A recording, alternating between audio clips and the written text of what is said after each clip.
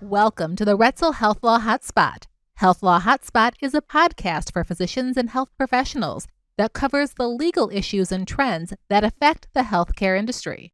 Hi, everyone. This is Ericka Adler, and this is the Health Law Hotspot.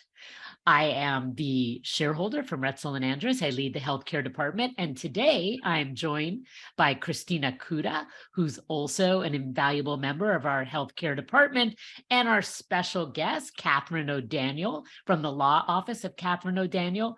Catharine practices in Chicago and is a criminal lawyer who's been practicing for over 25 years. She focuses on criminal defense and appeals and has tried numerous cases to verdict in state and federal courts across the country. In particular, Catharine has represented several high-profile clients, including physicians, which is of key importance to us today, as well as politicians, athletes, businessmen, attorneys, and others. Leading Lawyers has named Catharine one of Illinois' top 10 leading female criminal defense attorneys. And we are very excited to have Catharine with us today, and we've had the pleasure of working with her as well. So we wanted to share her with you and kind of have her impart some advice that we wish our physicians knew. So welcome to the podcast. Thank you. Glad to be here. So why don't we start off with you just telling us a little bit about situations that you find yourself facing that involve physicians, dentists, other healthcare providers, and that will get us started. Okay, sure. Well, I had a recent matter here in Chicago in federal court where I was contacted by a psychiatry practice group, and that psychiatry practice group had unwittingly hired someone who was completely uncredentialed and unqualified, who had falsified all of his credentials, and including he obtained a DEA number. So he was writing prescriptions for people. The irony was he was really good at the fraud, and he had the highest patient retention rate within that practice. And people were coming in, pouring their hearts out to him, and they were leaving with prescriptions for narcotics. So this talk about the blending of civil and criminal problems, we were able to keep that a civil situation, and we immediately did a complete lockdown of that practice and a total compliance review, right? And of course, the federal government charged the fake doctor. And just an irony, jury selection happened in late October, and the opening statements happened on Halloween. And the prosecutor got up there and said, "Good morning, ladies and gentlemen. Here we are on Halloween. This is the day where we dress up as people that we're not." And then he pointed right to the defendant, and off it went. And I'm pretty sure that the sentence for that was somewhere around 12 to 15 years. And thankfully, no one was hurt, and the practice was never charged. They were sued civilly, but they were never charged. So can you tell us a little bit about how somebody was able to get away with that? Because I think Christina and I are both somewhat freaked out and I'm sure, did they just not even do the most basic background checks, or how did it happen? They did a pretty decent job of background checks.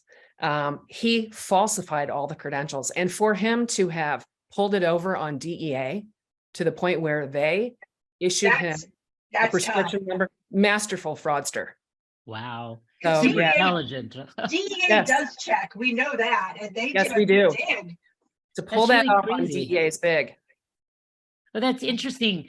Christina, you remember, and I've mentioned this before in other podcasts, there was a news story, I want to say out of Florida, where some university issued these,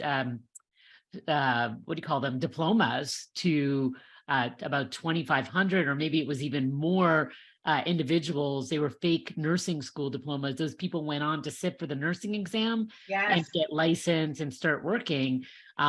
So it's kind of similar. Also, nobody picked up on it, and some of those people are still out there, and they also managed to actually pass the licensing exam, which is interesting as well. But so that's a really unusual case, I would guess, for your experience, right? Mm-hmm. Yes. Wow. That's really Thank goodness. You have to be pretty bold to decide to fake a medical career. That involves a lot of knowledge and a lot of skill. So right. that's And he, pretty like I bold. said, he was so good. Patients were devastated when they found out that the doctor was no longer in-house there. wow. So, where they might have been assisted, would have been maybe some tighter compliance, but in the aftermath of that, that place is rock solid. So, yeah. For sure. Are there any other instances that you can kind of think of where a healthcare provider might need your services, like an indictment, or if there's some concern that something they've done could lead to criminal penalties? When can you think that a criminal attorney might be important to a healthcare provider? Well, it can happen in a number of ways. An indictment is a rock solid example. Obviously, they're going to need some assistance navigating the federal government, which is they are a really tough opponent, and they are aggressive prosecutors. But more in your world, when compliance processes reveal some violations that can potentially be criminal, I think it's best practices to get a criminal defense lawyer involved. Even when complying with the CID or complying with a subpoena, especially if you get a grand jury subpoena and you're notified that a federal criminal investigation is underway, you absolutely need effective criminal representation, somebody who's got a lot of experience. Sure. And speaking of CIDs or civil investigative demands, similar to subpoenas, we've had clients, Ericka and I, that, have received those, and generally they say, we want documents from this time period, and these are the kind of documents we want to see. And sometimes they'll come with interrogatories, they'll ask specific questions they want answered to. If a healthcare provider goes and gets served with a CID or a subpoena that is asking for records or asking to answer questions, what are some best practices you would recommend they do at that point to sort of respond to that and, make sure that they're doing things properly? Well, backtracking a little bit, the first thing to do is get counsel, obviously.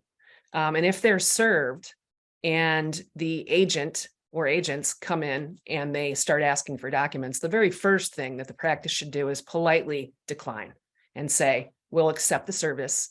We're not going to answer any questions at this time. We'd like to operate through counsel. We have retained counsel, and we will get back to you. Counsel should reach out immediately to the government and should try to figure out if that physician or that group is being targeted criminally. Another thing that's really standard practice is to try and get an extension on any subpoena or on any CID, because these are comprehensive and they're usually not for a period of months. They cover years and thousands and sometimes hundreds of thousands of pages of documents. And those, in my view, should never just be blindly produced. They need to be reviewed by lawyers, by healthcare lawyers, and sometimes by criminal defense lawyers. I think sometimes, Christina, our clients have thought that being friendly and showing themselves as have nothing to hide is, going to protect them. And so a lot of our clients think, oh, I'll just sit down, I didn't do anything wrong. Or we had a client once who gave like a tour of his facility, and they hung out there, the, investigators or whatever it was, hung out for 3 hours or so. And then he called us afterwards and he was like, oh, they were nice guys. I gave them a tour. I showed them around. We didn't even know what to say at that point, right? But I think they're not your friend, obviously. And I think sometimes our providers are, too friendly. Yeah, I think that's a real danger. Another thing, I've had clients say to me, I kind of told a white lie. Well, in federal court, there is no such thing as a white lie. A lie is a lie, and that is its own separate crime. Even if the investigation doesn't, bear fruit and you're not charged criminally for any healthcare or fraud violation, a false statement is a false statement. It can be devastating and career ending. Yeah, and it may be unknowing. You may think, in the moment you get nervous. That's another reason why we always say, if someone comes in for investigation, tell them politely, I'm happy to discuss this with you, but I do have legal counsel. I'd like them to reach out to you, because I think when the FBI knocks at your door, anyone would be frazzled, and you're apt to sort of maybe say things without thinking, or things that you normally wouldn't say because you're so nervous. And unfortunately, they listen to everything you say. So anything that you do say, can be something that they bring up later, especially if it wasn't necessarily an appropriate response. One of the things that I've run into, Catherine, and I would like to get your opinion on this, is I'll find out a client was subpoenaed or received a CID, and that they've told about 14 people this happened. They've told all their employees who have no reason to know about this. They've told other colleagues. They've told family and friends. And my advice always is, be quiet. Tell your advisors, legal counsels, if you need a financial advisor. Only tell people who are on a need to know basis what's going on. Do you think that's something that is important for providers to follow? Absolutely. Less is more. And I think it's important that the wagons get circled. These are very serious matters. Even when they don't wind up in a criminal posture, we've been very successful keeping them on the civil side of things. And part of that, I think, is true, Christina, because the more people you talk to about it, the larger the pond of witnesses potentially is. And so I think it's just a smarter idea to keep it as close and private as you can. Absolutely. So we did talk a little bit about, again, when someone shows up at a healthcare provider's door. And one of the things that we've had happen before is, and you touched on this a little bit, is if somebody comes in as an investigator and they show badges and they want to look through your documents, so they want to look through your office. One of the things you always should see is, do they have a legal warrant to do that? Or are they just asking? A lot of people think when an investigator says, I'm here to look through your documents, you have to allow them to do that. And that is not necessarily the case, correct? It is not the case. If they don't have a warrant, they are not entitled to go rooting through your offices and taking things.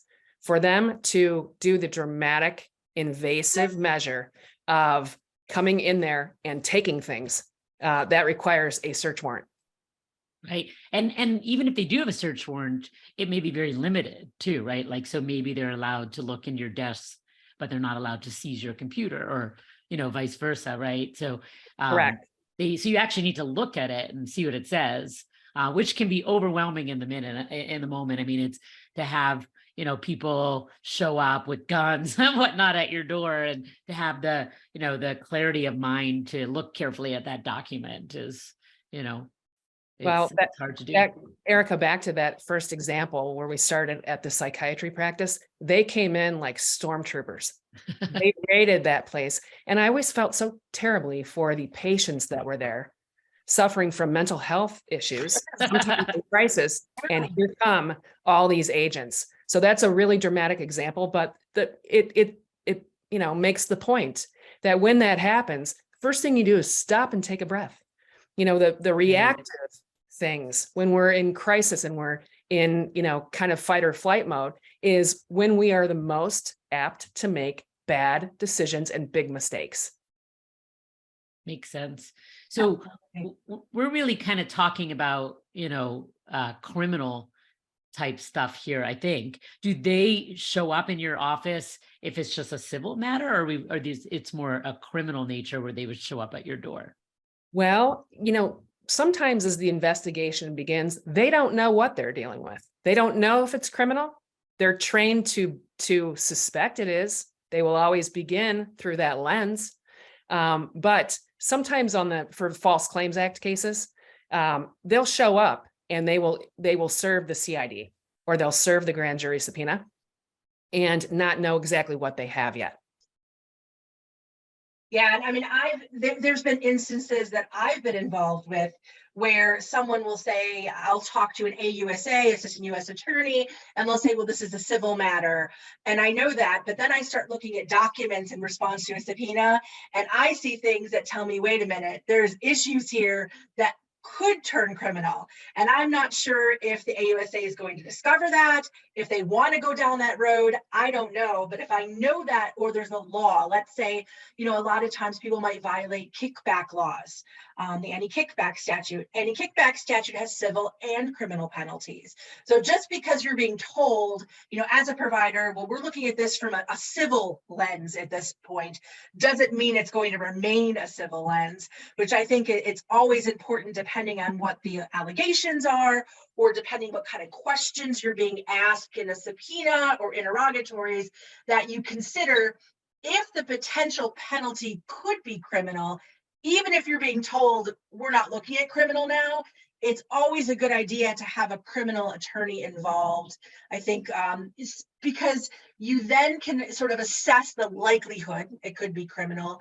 Also, you can be responding and preparing for what might happen if it does turn criminal. Responding to something that's purely civil in nature is different in some respects than responding to something that's criminal in nature. And I think it's important to have both those sort of focuses when you're looking at a potential issue that has criminal implications.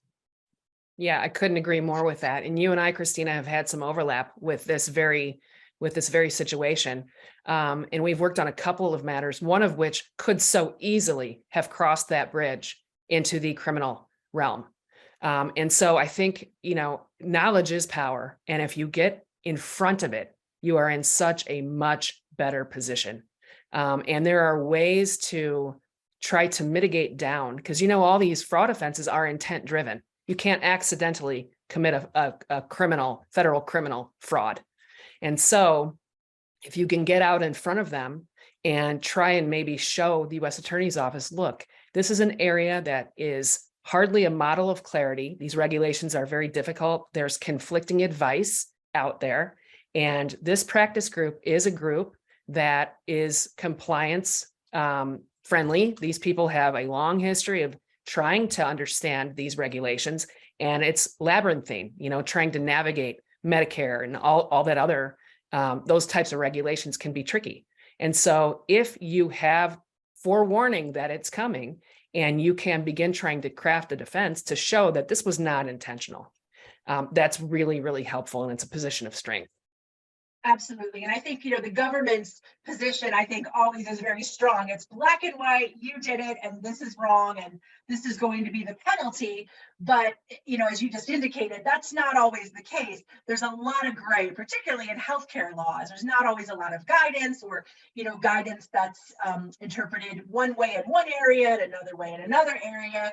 So to the extent you have, representation that helps you put together sort of these mitigating factors in advance, it really helps the government and the government's attorneys to say, hey, maybe this isn't as black and white as we thought, and maybe it's not worth it for us to try to go down the criminal road to make that claim, because they've brought up 10 points on their side that are actually pretty good points. And, my experience, although I'm not a criminal attorney, is the government doesn't like to bring cases they don't really think they absolutely can win. So I feel like if you can show mitigation and you can show them there's a way here that you might not win, it minimizes the likelihood that they'll bring that case. That's exactly right, because they don't want it unless it has a bow on it, and they have nothing but resources to throw at it. And if you can convince them that it is a defensible case before a jury on the criminal side, then it's very likely that you can keep it. I always tell clients, you want to keep it a checkbook problem, not a handcuffs problem. And that's a really effective way of doing it. And plus, I always take those opportunities to tell the U.S. Attorney's Office, this is who this person is. Here's their personal backstory. This is a person that's worthy of a little bit of grace because of their life circumstances or the incredible services that they provide to the community, and that this is a one-off. Hopefully it's a one-off, and this is an area that's, like I said, hard to navigate even for the most well-intended professionals. Absolutely. If someone finds themselves in potentially the need for a criminal attorney, a healthcare provider, what are some things you would suggest they look for when selecting a criminal attorney to assist them? Are there certain characteristics or certain points they should be looking at? I think it's valuable to find someone who's got a lot of experience, obviously. And you want someone who is a federal practitioner because most of these laws are federal laws. You want someone who has a long and positive history negotiating with the U.S. Attorney's Office. And you want someone who knows how to try a case, who knows exactly what on the criminal side, because that's what these physicians and these practice groups, they are human beings who want to know that same question that everybody who walks through my door wants to know, am I looking at time? Am I looking at prison here? And so you want someone who knows how to try these cases, knows what the issues are, so that when navigating it and hopefully keeping it on the civil side, you can also prepare a defense if it does happen, then it's going to head on to the other side, which is the criminal side. Very good points. And I think too, in my experience in working with clients who have had criminal matters, the only other thing I would add is I think it helps if when you're working with a criminal attorney that they are willing to sort of work with attorneys, like Ericka and I that work on the civil end, but really understand sort of the subtle nuances of all the healthcare laws and what can be done and what can't be done. I think it's a good partnership. That way, it's sort of a mutual education between the lawyers to come to best practices and best outcomes for that client. 100% agree. I don't think the criminal lawyers are great at the courtroom stuff and preparing for the courtroom stuff, but absolutely there needs to be that partnership with a healthcare lawyer, a healthcare law firm that knows what it's doing and has tons of experience and great professionals who understand those regulations. Right. I would think, you can't be somebody, it's got to be somebody with quite a lot of experience in healthcare. Somebody who did one case once is not an expert in the area, right? And, somebody who does lots of different areas and is happy to do this one because it can't be that different, right, is not going to be the right fit. It is such a specialized area. And if you're not in front of someone who has a lot of experience with healthcare, these laws have been around a while, but there's always cases coming down. And, that experience is so important. If you choose the wrong criminal lawyer, and I think we kind of touched upon this, how, you try and work to prevent something from becoming criminal, to keep it very civil. But if somebody doesn't know the nuances of these healthcare laws and is not able to achieve that for their client, or doesn't even know that's a possibility, then they have struck out in terms of their lawyer choice. So that's so important. And I think sometimes people just assume criminal lawyers are criminal lawyers, right? You got arrested, driving, for DUI or selling drugs. And I got arrested because I paid a kickback. Like, well, those are all criminal, right? No, they're not. Right. So, but the average person doesn't necessarily understand that there's within criminal law, like little subspecialties, and you need to find that one. And, I think it's great to introduce you to everybody listening to this, because so often our clients end up with a friend who does criminal law or somebody their buddy recommended, et cetera. And they don't know how the outcome might have been different if they had just, asked the right questions. Correct. It's kind of like saying, well, I need a civil lawyer. Okay. That's your guys' realm. And within civil, there are a myriad of subspecialties, and with healthcare, especially, you have to have the right law firm. And so the same thing applies with a criminal defense lawyer. It's not one size fits all.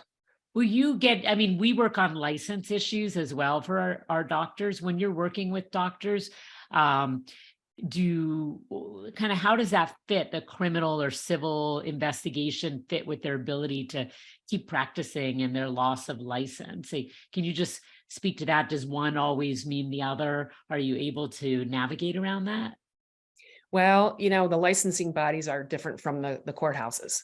Right. They're their own subspecialty. I have worked with them. I have done both the criminal side and the licensing side. I generally will refer that out to someone who is a specialist. And here we are again, talking about subspecialties. And so you definitely need someone who will help you, who is well-respected in that area. Yeah. Are you able to somewhat negotiate? Like if you're working out a settlement, can the settlement be, the doctor owes money, but he's not going to lose his license, or it's only going to be suspended for X amount of time? Is that part of what you work with when you're negotiating these, or is that where that other person needs to come in? A little bit of both. I have done that. I represented a doctor who was elderly, and his prescription pad was, taken for a ride. And there were a bunch of pharmacy shopping individuals that crossed his path. And he was practicing about 10, 15 years behind the standard of care. Was a lovely, nice man. He was a military doctor. He was a great practitioner. He just needed to have retired a few years back. And unfortunately, a few people died during that whole episode. I was able to keep that a misdemeanor, and I was able to surrender his license. And he was in his 80s anyway. So sometimes that is in play where it can be a negotiation point. That makes sense. No. All right. Well, I think this has been a great topic. Any final thoughts you want to share about criminal law and what you wish our listeners knew? Well, what I wish they would do is ask first. Don't leap before you look. And if they're in doubt, oftentimes doctors will be in doubt, and then the CID or the subpoena will come along, and there will be something the government can point to show you were aware, you did know. And so I wish they would, at the first moment that they think, I wonder if this is right, I wonder if this is okay, reach out for help. You could start with a civil firm, and like your firm, start there and ask the civil healthcare lawyer's opinion of this. But if it seems like it's something that's not right, you need to get somebody involved right away, because there are all kinds of, like a disease. If you catch it early, it's treatable. But if you let it go, sometimes the consequences are pretty dire. Great advice. Well, thank you, Catharine, for joining us, and we will be sharing your information. So anybody who has questions can follow up with you directly. And thanks always to Christina. And if anybody has questions about the work that Catharine and Christina do with helping clients in healthcare, criminally, civilly, we hope you'll reach out. And we thank you for joining us at the Health Law Hotspot. You can catch some of our other episodes at ralaw.com. We'll see you next time. The Roetzel Health Law Hotspot is made available by the firm and its attorneys for educational purposes and to provide general information, not to provide specific legal advice. Use of the Roetzel Health Law Hotspot does not create an attorney-client relationship between you and the firm or any of its attorneys. The Roetzel Health Law Hotspot should not be used as a substitute for competent legal advice, and you should contact an attorney in your state about any legal needs or questions you may have.